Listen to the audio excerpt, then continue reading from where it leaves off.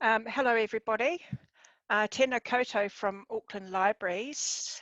I'm Shona Lewis, Family History Librarian, and I work in Research Central in the Auckland Central City Library here in New Zealand. It is our very great pleasure to be hosting this live event tonight with the New Zealand Antarctic Society. Please note that this presentation will be available subsequently. And from our digital archives as a podcast. Probably be in about 3 or 4 weeks' time. It will be slowed, our editing time may well be slowed down by the current situation that we've got in the world. If I could suggest that everyone mute their microphones if you haven't already, and turn your camera off. The controls should be at the bottom left of your screen, or sometimes it's at the top left, depending, so that we can only view the speakers as they're talking. You will see that there's an option to open a chat box at the bottom of the Zoom screen. If you type questions there and include the speaker's name to whom you want to address, we will do the question and answer session at the end of the presentations. We have 3 speakers tonight. Dr. Linda Kessel, who is the President of the NZ Antarctic Society, Dr. Robin Faulkner, who is also from the NZ Antarctic Society and formerly of GNS Science, and Dr. Natalie Robinson from NIWA and the NZ Antarctic Society. Now I will hand over to our speakers to introduce themselves, starting with Dr. Linda Kessel, who is the President of the NZ Antarctic Society. Thank you, Linda. So maybe a little bit about myself. Obviously, I'm the president. I have been now for a couple of years. I've been a New Zealand Antarctic Society councillor since about 2010 and a member since 2002. I've made 2 trips to the ice. The latest was in 2012 when I went down there as a volunteer painter as part of the volunteer scheme that's shared between, or not shared, but a partnership between Antarctica New Zealand and the Antarctic Society when room and places allow, and also when there's work to be done down at Scott Base. And so that was for about 5 weeks at Scott Base, and we were scraping windows and repainting windows. The next point is about the Antarctic Society and LINZ, which is the Land Information Organisation in New Zealand. And this was a partnership that was arranged and organised by and large between several people within the society, and one of whom is unable to be with us this evening other than perhaps by dialing in, and that's Nicholas O'Flaherty, who's our editor, who did a huge amount of work with LINZ.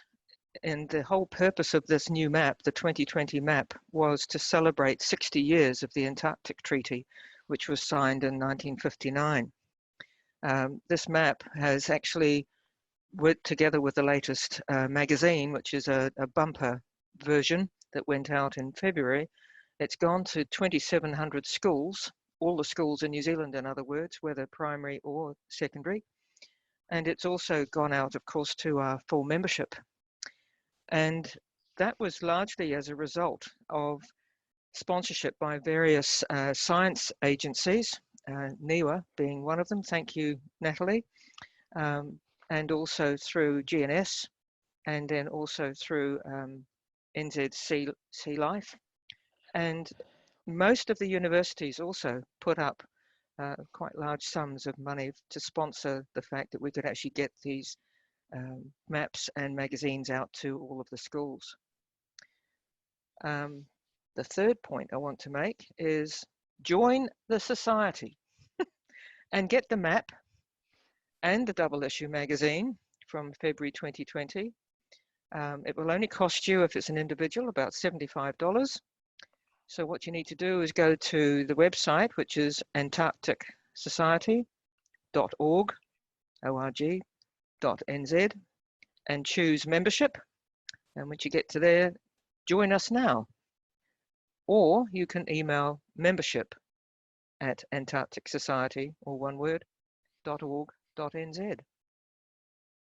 That's me. And I would now like to introduce Dr. Robin Falconer. Hello, I'm Robin Falconer, and today I'm going to talk about some of the series of maps of Antarctica that have been produced over the last 70 years or so. I'm retired now. I first went to Antarctica 55 years ago. I went down on the New Zealand Navy ship Endeavour, which was taking supplies down to Scott Base and McMurdo Sound, and we were mapping the seafloor. And I've had 8 trips to Antarctica on ships, mapping the seafloor, and I did a PhD on the tectonics of the area, how New Zealand, Australia and Antarctica have separated over the last 100 million years, and then spent most of the rest of my life in marine sciences and universities, research organisations, and in industry. So I've been making maps basically all my life. Now, Lands and Survey, or the original government department and now called LINZ, Land Information New Zealand, also makes maps. That's what their core business is. And they make all sorts of different ones of New Zealand, property and different types of things. But tonight we're talking about their Antarctic maps. The first one they made was in 1952. On the screen now we're looking at the 1955 one. The 1950, it's not much different than the 1952 one, and that was the first official government map of showing Antarctica. And now we're looking at the 1955 map, and it's fairly early. It's got some place names, mostly around the coast, because that was what was known about then. There are still some areas on this map that are completely unknown on the right-hand side and some of the left-hand side. There are places where the coastline is dotted because nobody had ever flown over it, no ship had ever been there, and we just simply didn't know the shape of the land at that time.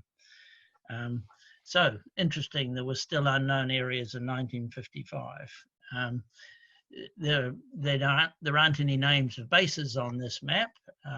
The one that's most familiar to us as New Zealand is Scott Base. It wasn't there then, so it's not on this map.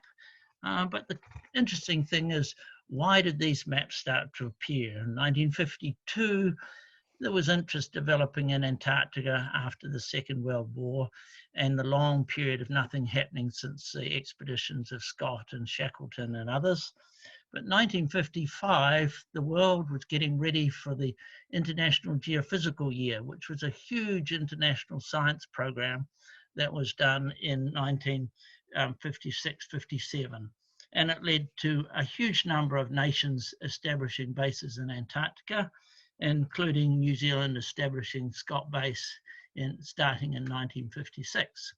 And living just near me and Mike and I is Randall Hickey, who was actually the leader of the building of Scott Base in 1956, and he's 93 and he's still going strong and he still talks about it whenever you meet him. So now we'll go over, Natalie will take us over to the next map, which is 1963, which is after the IGY. You can see a lot more detail, the huge amount of activity in the International Geophysical Year led to much better knowledge of New Zealand. And this map actually contains the locations of lots of bases in Antarctica. There were over 30 bases established in the IGY period. And for the first time ever on a New Zealand map, we see Scott Base.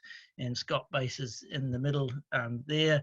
And we'll see that in a little bit more detail on some of the other maps. There's a little bit of detail on the interior. The light blue area, well, the light blue areas where it was thought from the results of IGY that the land was below the sea level, and the pink areas where it's above sea level. And that was mostly stuff that was learned by people traversing over the ice and doing science measurements. There are lots of names of different sectors around the coast that have been named. Then after 1963 map, Lands and Survey produced maps in 1979, 1980, and 1987. These progressively add a little bit, but they're not enormous changes. One of them showed sea ice extent, and mostly a few extra details. But the next one we go to is 1994 that Natalie will put up. And so this is quite a different looking one. It's showing the bases again, but if one looked carefully, the interesting thing here is it's showing the heights of the ice and the land in the interior. We hadn't seen that on any of the earlier maps. There's also a little insert up in the corner, which is the area around Ross Island that shows Scott Base and McMurdo Sound. They're just at the bottom of the map in the red there, and that's Mount Erebus, the active volcano that Scott Base sits and McMurdo Base sit just nearby to. Then there's a whole gap of 25 years before the next map, and the next map shows what happened after 25 years, and that's the one we're talking about, 2020, that Natalie will pop up now. And this is the map that we've just produced. And it looks quite different than the other ones. For me, as an ocean scientist, it's kind of exciting. It's showing something in the oceans for the first time. And there's some relief shading that gives you an idea of the shape of the seafloor. There's some interesting relief shading on land. There's some detail of big overland traverses. All the bases are there. And also what we've done now in this map is we show some little insets of science in different subject areas around Antarctica. So now I'll hand over to Natalie to tell you about some of the science of Antarctica, since we now have the modern map. Natalie.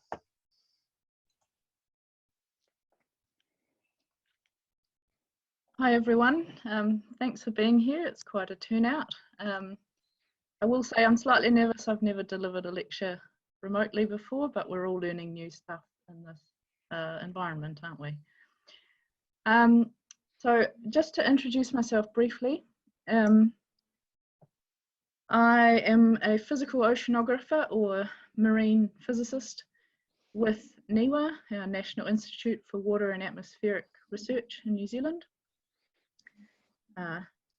But I've also been a member of the New Zealand Antarctic Society, I think, since 2003, which was the year that I first went to Antarctica as a master's student. So I've since been 6 times in total. And I'll just give you a little bit of a flavour of the science that I do, so that you can see how my presentation is going to be a little bit biased. So I consider that I work at the intersection between these sort of 3 components of our climate system. Antarctica is where my work is based, but I work in the ocean that's immediately adjacent and work to understand how what's happening in the coastal regions of Antarctica potentially can have knock-on effects for the rest of the global ocean. And of course, we can't talk about Antarctica without talking about climate change too. So you'll find me in the middle of that Venn diagram. So I've gone back to sort of basics here because I realised that with the web streaming,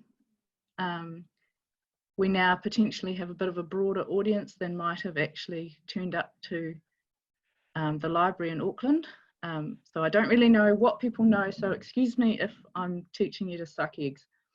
So in Antarctica, there's basically 2 main types of ice. On the left, you can see what's called sea ice, and this is frozen ocean. So the atmosphere around Antarctica gets sufficiently cold every year, every winter, that the surface of the ocean will actually freeze. And it freezes to between 1 and 2 meters thick. It's obviously thicker as you get further south and closer to the continent itself. It's so much of the ocean is frozen, this top sort of surface, this like blanket over the top of the ocean, that it effectively doubles the size of Antarctica every winter. And it provides a substrate and a habitat and protection for the ecosystem of the Southern Ocean. And then we move to the other main type of ice in Antarctica. So this is the ice sheet, or grounded ice, which begins life as snowfall into the centre of the continent, or onto the continent. And as that snow builds up, it under its own weight will turn into ice. In places it's up to 4 kilometres thick, and in fact it's so heavy, might not surprise you, but it's depressing the bedrock. And there's approximately 60 metres of sea level equivalent, global sea level equivalent, wrapped up as fresh ice on Antarctica. So this is me, obviously. And where we're looking now is sort of directly south, down towards the South Pole. To give you an idea of where we are, this is Scott Base, circled in red. So this is on the hill overlooking Scott Base. And I wanted to draw your attention to this feature. So hopefully you can see those red lines. Above that, what you're looking at is ice shelf. So this is the floating extension of those land-based glaciers. So this is fresh ice that began as snowfall. And then towards the front of the image is sea ice.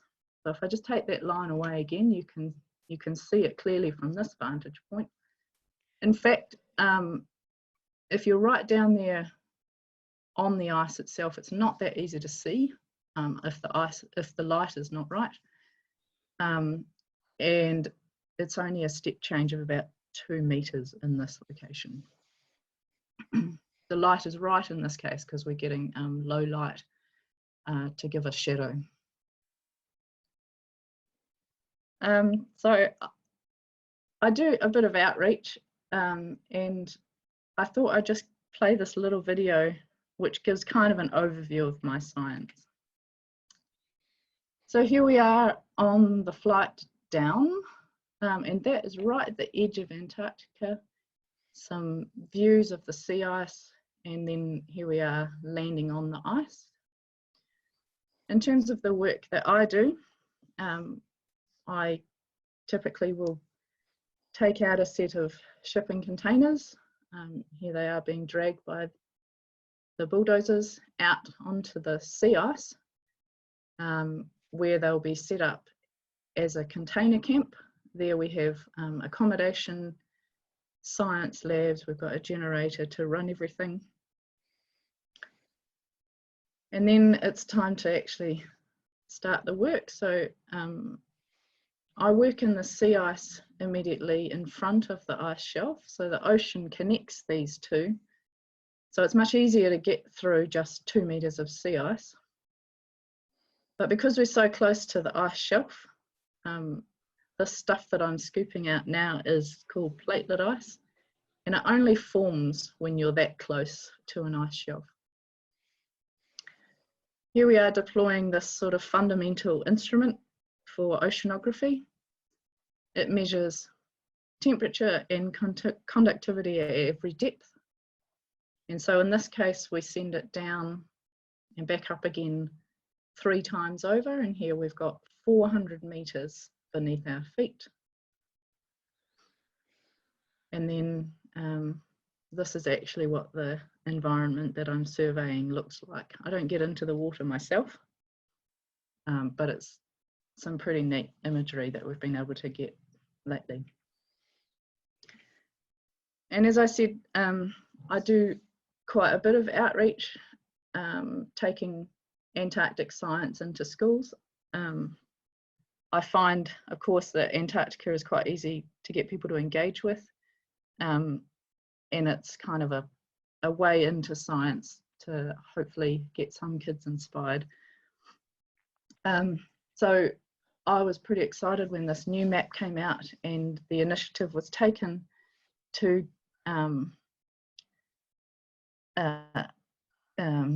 get in all of this sponsorship, you'll see I've highlighted all the various institutions there who've contributed to this work in order to produce that large number of both the bumper issue of the map and of the magazine and the map itself, and get it out to every school in the country. So kind of my involvement here is as a scientist who's keen to make the most use of this outreach tool. So for the purposes of this map, for this talk, I just thought maybe the best thing to do would just be to go through the various elements that you can see on the map itself and how that relates to Antarctic science in general. So of course there's the inset at the bottom, similar to that 94 map where we've got the zoom in of Ross Island, which is where both Scott Base and McMurdo Station are. And of course this is New Zealand's backyard and was also the jumping off point for many of those original surveys into Antarctica.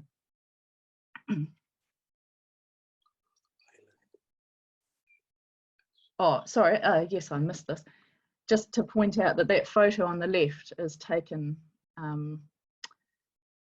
where that circle is and looking off towards the south over both the sea ice first and then the ice shelf behind it.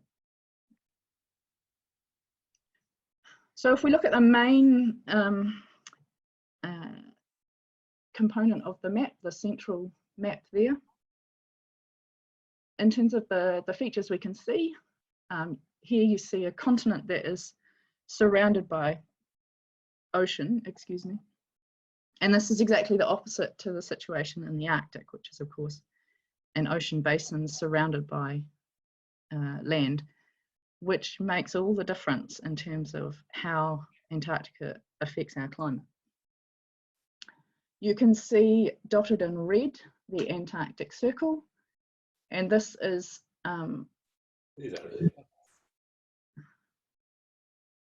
and that is of course where you will for at least one day get 24 hours of sunlight in the summer and 24 hours of nighttime in the winter. So as you go further south, of course, you end up with a longer period of complete sunlight in the summer and a longer period of complete darkness in the winter. We've also got marked on this map the various traverse routes that have been taken and their national scientific bases.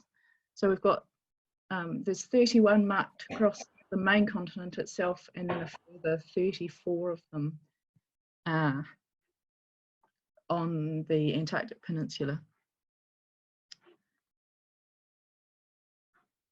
The peninsula itself recently experienced, you might have noticed in the news, a record high of about 18 degrees, and that was, you know, that's pretty hard for me to understand. I've never been above zero in Antarctica before. And then we move on to the features of the continent itself. So the Antarctic ice sheet is made up of three component ice sheets. Here you've got the East Antarctic ice sheet, which is the main body of the ice sheet. It's up to 4 kilometres thick in places, as I said earlier. And if that were all to melt and end up in the ocean, that would be about 53 metres of sea level equivalent. Then we have the West Antarctic ice sheet. It's much smaller, only 3 metres of global sea level, but at the moment it certainly looks like it's considerably less stable than the East Antarctic ice sheet. So that could mean significant sea level rise in a relatively short time frame.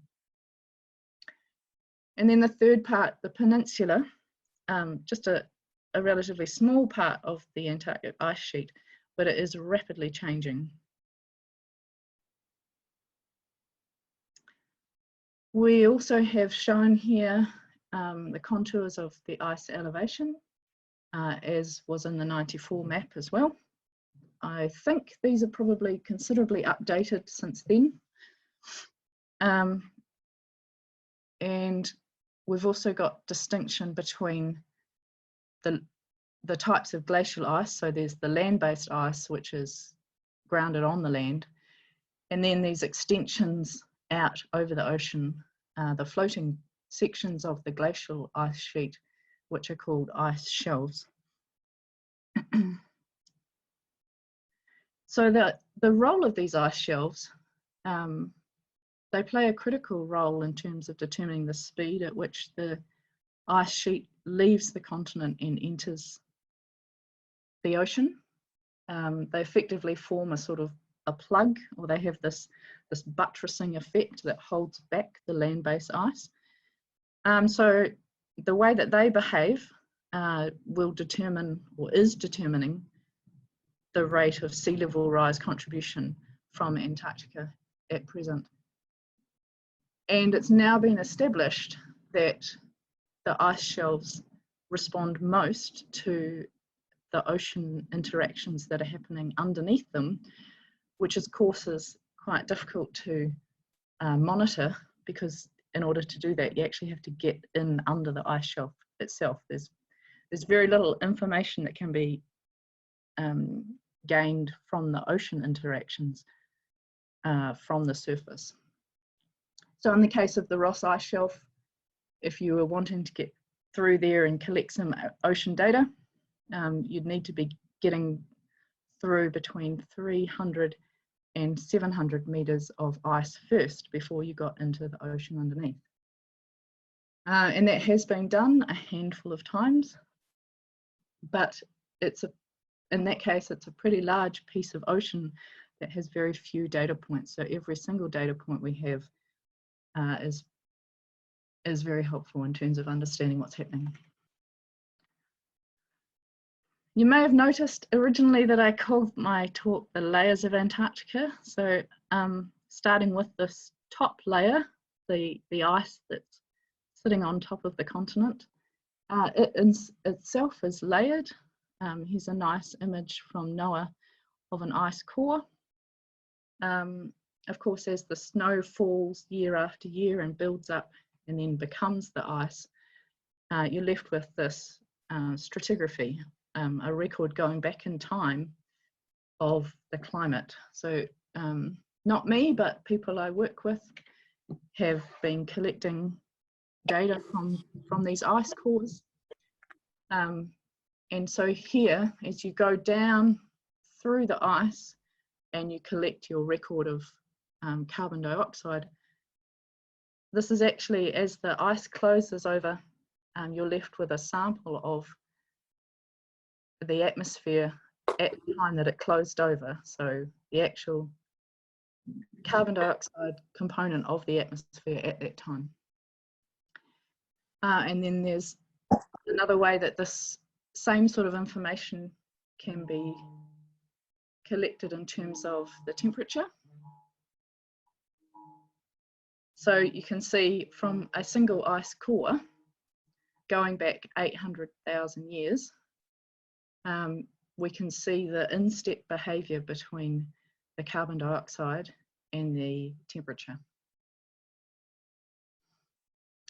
Going back to the further features of this main map, we can also see the major ice streams identified, they're labelled there. The features that have a surface expression, remembering that we're under a lot of ice, so if there's a surface expression, it must be a fairly major feature, particularly items like the Transantarctic mountains there. And as Robin alluded to before, we've got the seabed bathymetry indicated. You can see the difference between the light blue, which is the continental shelf, and going off into the deeper abyssal ocean in the darker blue and grey shades. And then also Lake Vostok is highlighted there. So that's just one example of the subglacial hydrology that's going on. So I'm going to insert a layer that's not shown there, just to give you an idea there. If we were to take the lid of ice off Antarctica, we would reveal this intricate network of about 300 lakes that are then interconnected so that liquid water is flowing between the lakes, sustained by a geothermal heat flux coming from underneath in combination with the pressure of the overlying ice. And these are interconnected so that one of these lakes might drain into the next one down the line. And then I'm now going to go to each of those 4 smaller maps that are in the 4 corners of the main map. And so we have the bedrock elevation and also the seafloor bathymetry. So in this case, there's been a long history of aerial radar surveys, many decades long, showing both, revealing both the thickness of the ice sheet and the topography of the bedrock underneath it. 2 main methods are used from the satellites. Gravimetry, where it's possible to effectively weigh the continent by assessing the very fine changes in gravitational attraction, and that combined with laser altimetry, so this is basically sending a laser beam and seeing how long it takes to come back, you can identify where the surface is. So by combining those 2 measures, you can effectively work out how much ice must be sitting on the top, and therefore how much, what the elevation of the bedrock is underneath.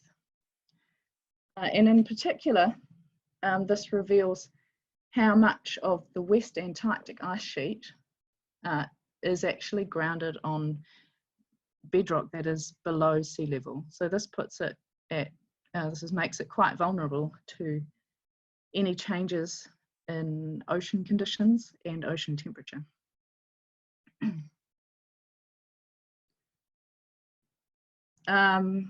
In the last just handful of years, the US Antarctic program have been conducting Operation Ice Bridge,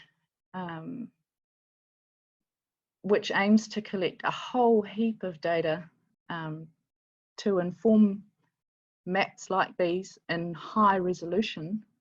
And it's basically a plane kitted out with all these different devices to simultaneously collect all these different types of data. And as we go off the continent itself and into the ocean, well, now you can't collect bathymetry data remotely, well, from the air or from satellites, sorry. You have to be there with a ship. So here's a nice graphic from the British Antarctic Survey showing how an instrument sitting on the base of the ship will send out a sonar and acoustic signal and in a wide swath so that it's getting information on the seabed bathymetry in sort of a long stripe, and you come back and collect it in the next stripe and add all these together. So NIWA itself does work. Here's our ship, the Tangaroa, coming into the Ross Sea to do this sort of work as well. Moving on to the next of these small maps, we have the map of the ice velocity. So the slower moving parts are in the darker blue shades, and those correspond with the locations of the domes. So these are the places where there's a local rise in the elevation of the ice sheet, and the ice basically flows away in every direction from each of these domes. So that's where the ice isn't moving, or barely moving at all. Whereas if we come down to the red colours closer to the coast, and especially the fronts of those ice shelves, this is when the ice is really speeding up. And in particular, that area of West Antarctica, which we noted was largely grounded on bedrock that's below sea level, this is where the ice is really speeding up as we speak. What's the implication of that? Well, if we look at current levels of sea level rise, I've put the glass there on the side to remind you that this is now ice that we're taking from the continent and putting it into the ocean. So if you were doing that in your whiskey glass, taking ice and putting it in, the level of the liquid will come up. So at the moment, sea levels are rising, and about a third of the current rate comes from mountain glaciers. So about a third is coming from thermal expansion of the ocean. So as the ocean itself warms up, it takes up a little bit more space, but when you spread that over the 4 kilometres or so that the ocean averages, that adds up. And then about a third of current sea level rise is coming from melting of the polar ice. Well, the thing is that those first two have a sort of natural limitation, but there kind of isn't really a known limit on how much polar ice will melt on our current scenario. There's a lot of unknowns, so that's kind of where the big uncertainty lies at the moment. Moving on to the third of these smaller maps, we've got a map of sea ice extent. Of course, the map is stationary, so it's showing in the 2 shades of orange, you've got the maximum winter extent, so that happens in September, and this is an average extent over that long period, so 30 years. And then the darker orange is showing you the summer minimum, which happens in February. And if you look at the animation, you can just sort of see 1 year of that happening over the continent, and you can see what a massive change it is when you consider that Antarctica itself is about the same size as North America. So we're changing the nature of, so this natural process, this sea ice formation, changes an area of the ocean that's about that again, from dark ocean to bright white. And the sea ice itself has multiple layers.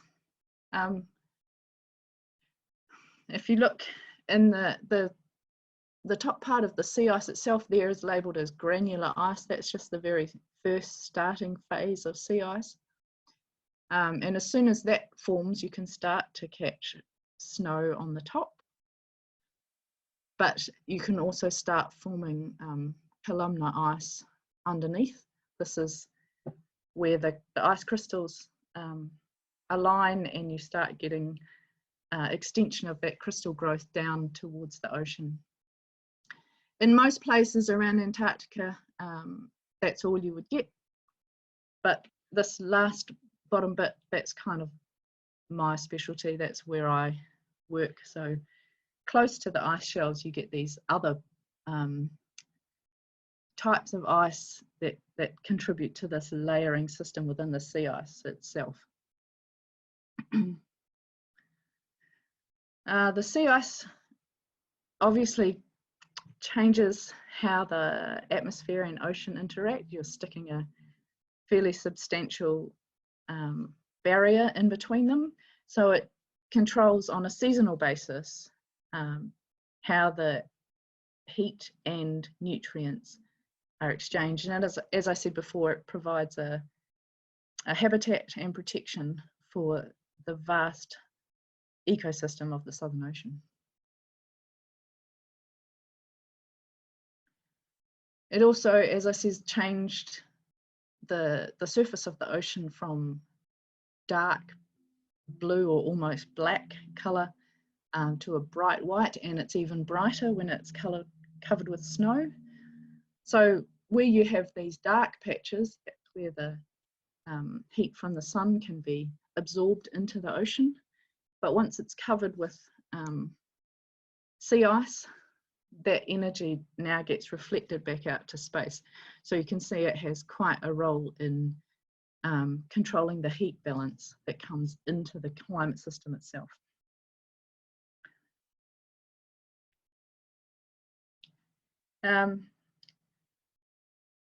Sea ice is formed from ocean water, which of course has salt in it, but the salt can't be retained within the ice structure itself. So what we end up with is relatively almost fresh ice sitting on the surface of the ocean, but that salt has to go somewhere. So it's cold, and you end up with this cold, salty water, which is much denser than the surrounding water, and it wants to drop straight to the ocean floor. So here's a nice little animation showing that deep water getting formed on the continental shelf. I'll get it started.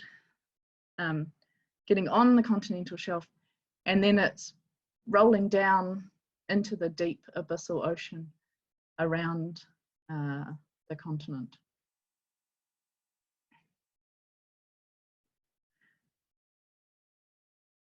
And that changes on a seasonal basis. So we sort of end up with this pump, if you like, happening in the ocean. So close to Antarctica, the sea ice forms and you get this release of dense salty water, which then is one end of what's called the global ocean conveyor belt. And this is a large scale overturning of ocean water. And this controls to a large extent how heat is distributed around the globe. Also on the right there, I think it's 20 years of sea ice extent, perhaps longer than that, can't remember now.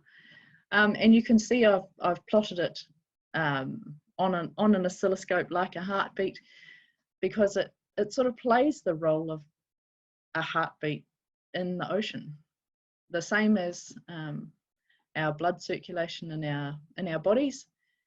We get flow along key circulatory paths.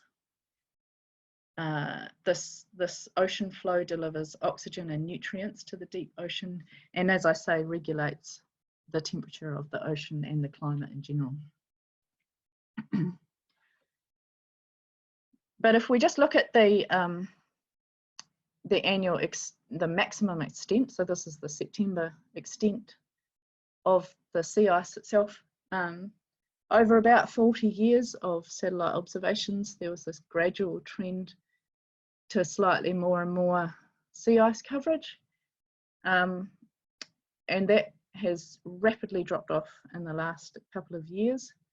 It's not really clear whether that's sort of a new step change into a new regime, but the point of this graphic is that that total change that happened in just those last 3 years is equivalent to about 10% of the total signal. So that's quite a change if you're thinking about your own heartbeat.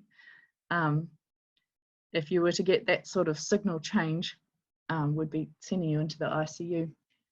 So perhaps we need to do the same for our planet. So the work that I do, this is kind of getting much closer to home now.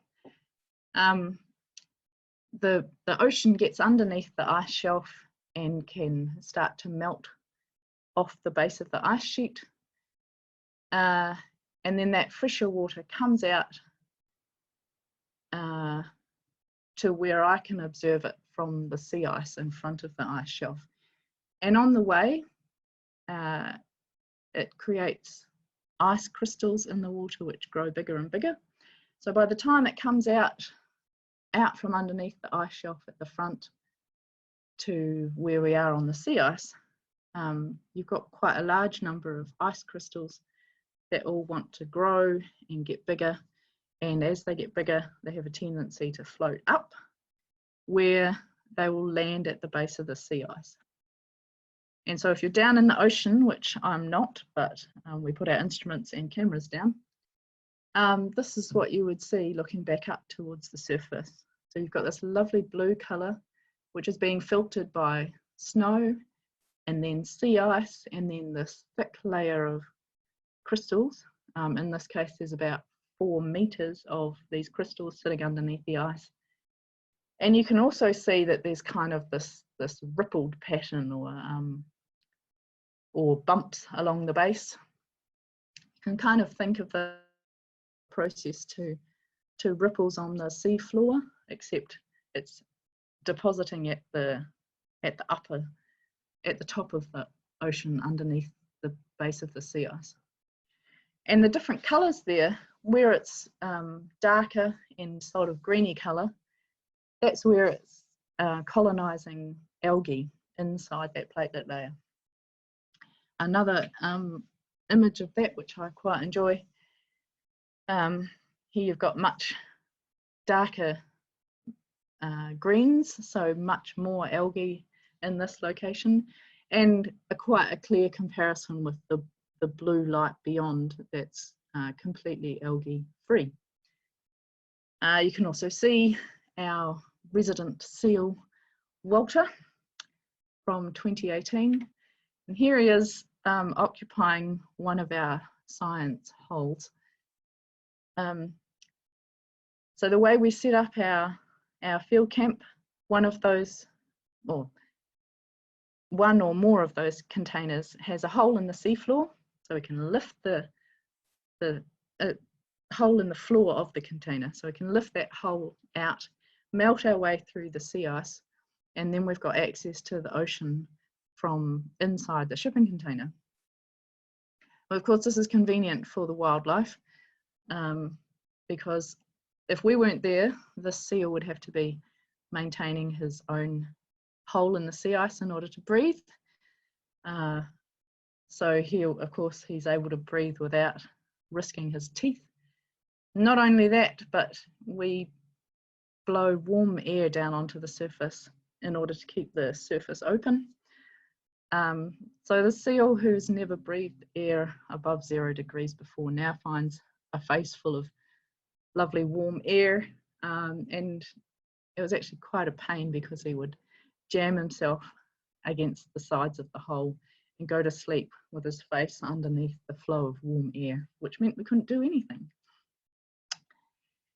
But the aim is to get instruments down into the ocean underneath, but we're working in water that's so cold, it's actually below its own freezing temperature. So anything that you put in there instantly becomes a site where ice will accumulate, including ropes and instruments.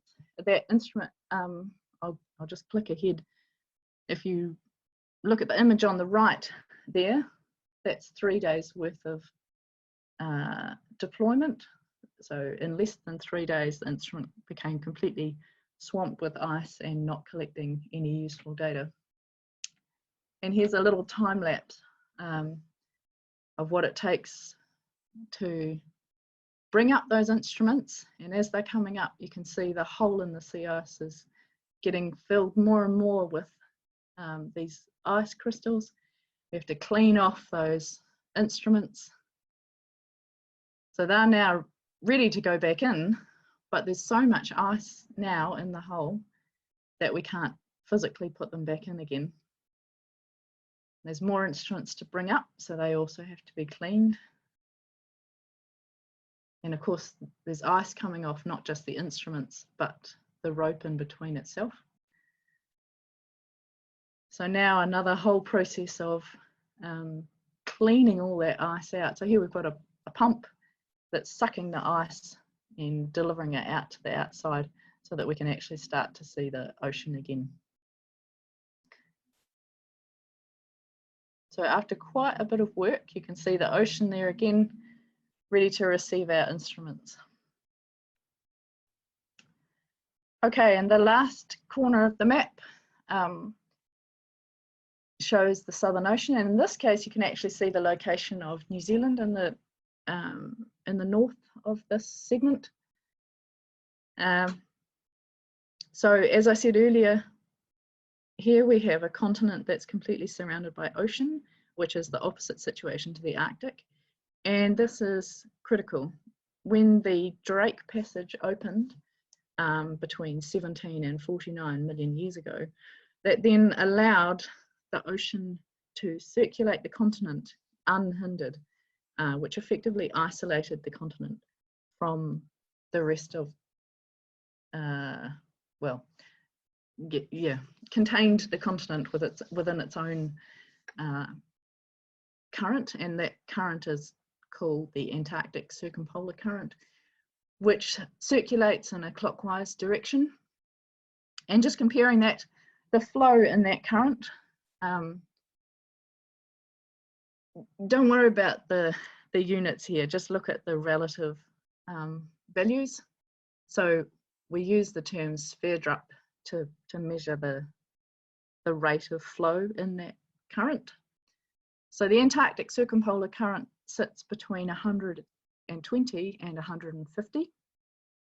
If you compare that to the Gulf Stream, which is the other major ocean current, the next major ocean current, well, that also gets up to 150, but it starts at only 30, which is still an awful lot of water, I'll say. If we look at the Amazon River, that's only 0.2. And if you combined all the rivers in the whole world, that would come to about 1. So the Antarctic Circumpolar Current sits between 100 and 150 times all the flow of all the rivers in all the world. And the ocean itself has layers. Here's a rather simplified, but it actually still looks quite complicated, doesn't it? Schematic of that layering system. You can see we've got the red layer at the top, then going down through the yellow, green and blue layers. And these represent various different processes that are happening and how that water is being distributed into the ocean basins and from there around the globe. But you can still get layers even below the ocean water itself.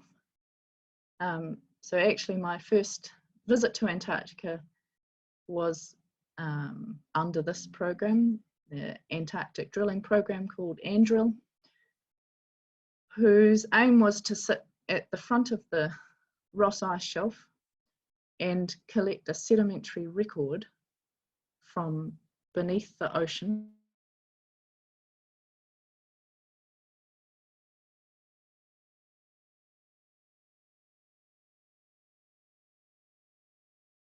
changed, because if you have a time when there's completely open water, you'll get one sort of sediment, whereas if you move to a really cold period and the ice has completely grounded in this location, then you'll get a completely different type of sediment deposited. So you can see that if you were to collect a long core like this through all these layers, then you can again go back in time, similar to those ice core records, but now you're getting a much longer record. And so here's on the right is an actual photo from that effort, and you can see very clearly those different types of sedimentary layers that have been left, and I'm not really the one to tell you about what that record means.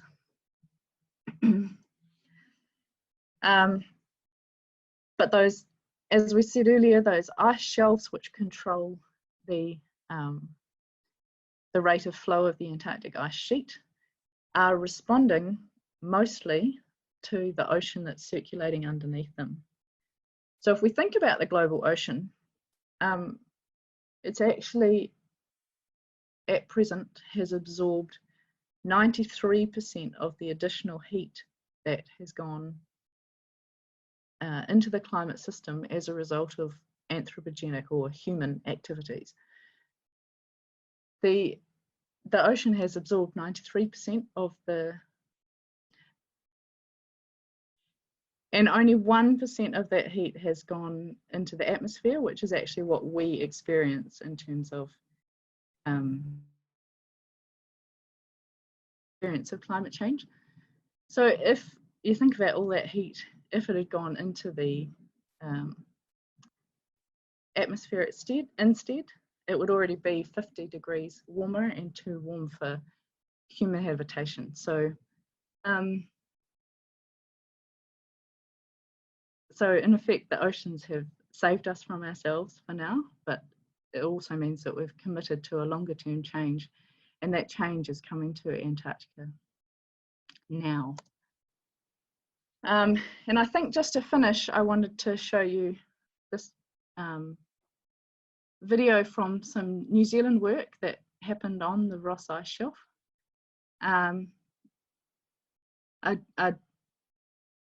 A team from New Zealand and other countries around the world have drilled through the ice shelf, 300 meters of ice shelf at this site, to get into the ocean below.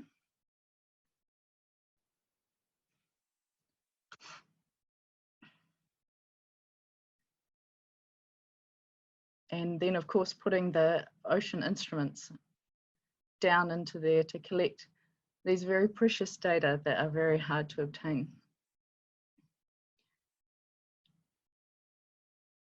So looking down through that borehole, you can see that it's quite otherworldly. And this is literally a location that has only been, so the Ross Ice Shelf is of an equivalent size to France, and it has they've only been data collected from it, from the ocean beneath it, about 5 times in 5 locations.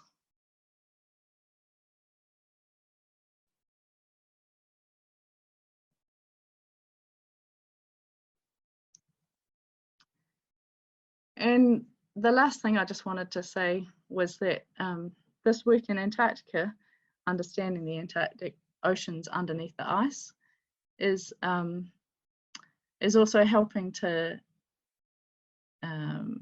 prepare for work to understand icy worlds in our solar system. So in this particular case, this is Enceladus. This is Enceladus, which is one of Jupiter's moons. What am I saying? Sorry, this is Europa, one of Jupiter's moons. And it has the same sort of idea as Enceladus, which is Saturn's moon. Because in both cases, you've got this global ocean that covers the entire world, and that's topped by an icy crust. So the Antarctic ice shelves, where you need to get through a thick layer of ice to get into the ocean underneath, are Earth's analogues for these icy worlds. So that's all I have for you. I hope you've enjoyed that, and I hope there was something there that piqued your interest.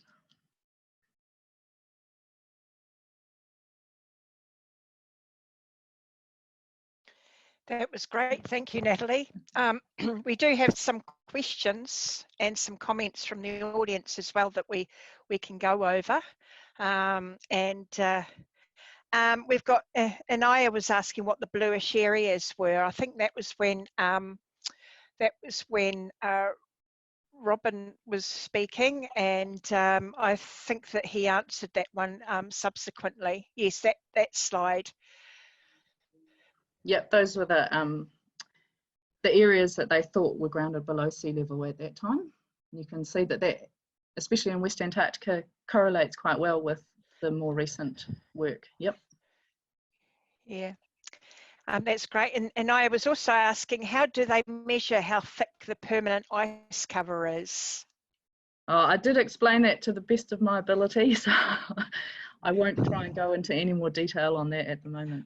Was that laser beam? Was that the answer? Well, it's a briefly? combination. It's a combination of weighing the continent by sensing the gravitational attraction, and also the laser. Yes, as you say. Okay. Yeah. Thank you. Peter Barrett says, thanks Natalie for showing the extensive network of subglacial streams and lakes and explaining why this huge sheet of ice is surprisingly sensitive to changes around the margins. Yep. Yeah. I And assume that's sort of a surprise for most people who don't realise that there's liquid water underneath there at all. So, yep. yeah. And Aya says, how do they know about the subglacial streams and lakes? So when you're on the surface of the ice itself, you can use seismic sensing. So basically, you put out a set of listening devices and then set off an explosion, literally with dynamite, and that will send a signal down through the ice, and it comes back, and the nature of that returned signal will tell you something about the interface at the bottom of the ice, and people who know what they're doing can identify that different type of interface as being liquid water. And then when you survey the surface of the ice over time, you can see that it's at the surface changes in a way that corresponds with movement of water from one lake through a channel and down into another lake, and that the surface of the ice actually changes to reflect that. Sorry, further down, Peter Barrett says that this might be the answer to the question as well, expressed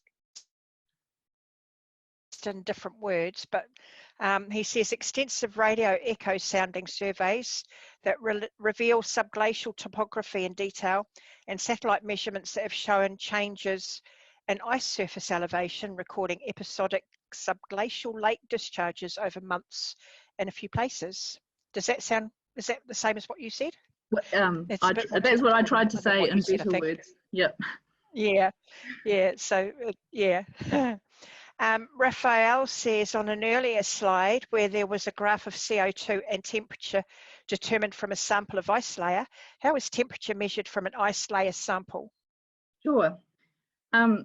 If you know about isotopes, that's where so this is, water can weigh a slightly different amount depending on the isotope of oxygen that is contained in it. So there's an oxygen 16 and then there's a heavier version, oxygen 18. So if you're in a period where sea level is low, I might get this the wrong way around, but I'll try and get it right. Then you'll preferentially deposit. I'm not sure.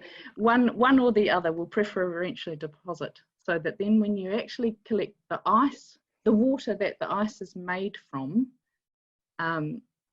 you can use the relationship between the 16 oxygen isotope and the 18 oxygen isotope to infer the temperature. And that's a completely independent measurement of what the carbon dioxide is, because that's inside the air bubble, whereas the temperature record comes from the water that makes up the ice around the bubble. Thank you, Natalie. The next one is a flurry of comments about the seal, about how cute he is, and can you please show more seal photos? Well, I tell you what, if you become a member of the society and you get the magazine, you'll find in there an article about this stuff, and Walter is in there. He's so cute. Okay, next question was from Wednesday Davis. Would the ice build-up affect the accuracy of the instrument readings? Oh, in the ocean itself, yes, definitely. So we know that we will only be able to collect good data before the ice builds up. So there's actually a whole science in understanding when the data starts to get corrupted and when it's no longer of any use at all. Okay. And Anaya has some really good questions. How do you get the ice off the instruments? I think that's that one where it was got badly iced up over about 3 days. Yeah, so we're working on ways to protect the instruments from the ice buildup while they're deployed, so that they will actually work for us for a longer period. But once the ice is built up on it, the only way to get it off is to pull them out of the water and physically remove it before you put it back in again. Okay. And also, how many instruments do you have under the water at the same time? In 1 year I had 3 sets of instruments all moored at the same time. So that was a total of, I think, 48 instruments in the water at once. But it really depends what it is you're looking for and what the experiment you're doing. In the case of the CTD, the one that goes down and comes back up, you can get an awful lot of information from just that one single instrument. Great. Peter Barrett also commented, good explanation of ice cores in the GHG and temperature history they record here. And he's given a link here to the antarcticglaciers.org website for people to look up later. Craig Stevens says, for FYI, Natalie wrote a paper on how instruments work with the ice crystals, and he's directed people to sciencedirect.com website so they can look at your article. And Anaya was just saying, oh, nice, thank you, and that her lecturer was telling her about Andrel. So she's obviously a student. Then we had that interruption from that rude chap. So, well, Andrel had its own outreach team. It was such a big multinational effort that they actually had embedded specialists for doing the outreach on behalf of the science. So it was, yeah, I'm pleased that you've heard of them and what they're doing. That's great. Look, you know, quite a few people saying well done and thank you and all the rest of it. Then Paula Christian saying that this is officially cool. Kids would love hearing the link to space as well. Thanks, Natalie. Yeah, sorry, I ended up a little bit flustered there at the end. I'm sorry. Yeah. And comments just generally saying this talk has been amazing. Thank you, Natalie, and everyone else. Everyone's saying thanks, Natalie. Fascinating. A huge thanks to you all. Massive thanks for sending out the maps to the schools. The kids in my class loved it. Wednesday Davis asks, do the different sheets, i.e. west and east, show differential responses to climate change? And if yes, what does that mean for the Ross Ice Shelf? Would this be affected by the different neighbouring sheets? Yes. As I tried to indicate, the West Antarctic ice sheet has more exposure to the ocean and ocean changes. So it is more sensitive to ocean changes, which are happening now. And so that work, I showed you the video of the going down the borehole. There's been a recent iteration of that right down at the coast where the West Antarctic ice sheet meets the Ross Ice Shelf, exactly to try and understand the climate history in that location. So yes, the West Antarctic ice sheet is definitely responding now, and we're furiously trying to understand what that does mean for the Ross Ice Shelf. In terms of the East Antarctic ice sheet, there's been some recent indication that portions of that may be responding in a similar manner. But yes, the question is, is open at the moment. I'm not able to answer that better than that. Okay. Kathleen Laylaw says, fantastic job, Natalie. Thank you to all of the speakers. I really appreciate this forum to participate and listen to this talk all the way from Canada. Stay safe and inside in these weird times. Thank you, Kathleen. Thank you, you too. Robin Kappa says, thanks, Natalie. How long does the global ocean overturn take to circulate? Yeah, the estimates are that it takes about 1,000 years. So if you consider that something is changing now, it will actually take 1,000 years or of that sort of order before that change fully works its way through the system. So this is another reason why the rather abrupt change that humans are forcing on the climate system at the moment is has very long-term implications. Oh gosh, okay, thank you. And Naya wants to know what did you study originally before your masters? I did my undergraduate and honours degree in physics and maths. At that time, I didn't even know there was such a thing as marine physics. But if you think about marine biologists as applying biology to the ocean, it's the same here. I've learned physics and now I'm applying it to the ocean. Fantastic. And David Lucas says, thank you. They've been using the map for homeschooling and it's awesome. Roger says, many thanks to you all for tonight. When everyone is thinking of other things, you and your family stay safe. And I think that's probably about all we have time for now. But it's been wonderful. I've learned a bit about the Antarctic that I never knew before, and it's been fascinating to hear. And I just want to say thank you to Linda, Robin and Natalie for joining us here in these unusual circumstances. Mm-hmm. And so far it seems to have gone reasonably well. So hopefully the recording works as well. So we'll be able to get that up on the website at some stage. Great, thank you, Shona. And thanks to everyone for joining. Yeah, thanks. It's been very, very good, very stimulating in these hard times to see just over 100 people taking an interest in this subject, all remotely from all around the world. Well done, everybody. Yeah, I can just add those thank yous. I found that it was really fascinating, actually. I think we can continue to learn so much about Antarctica, but Natalie, hats off to you. My goodness, what an extraordinary presentation. And I also learned a lot from you, Robin, as well. I hadn't realized you'd been mapping for that long, let alone to that extent. So, and thank you, Shona, for the opportunity.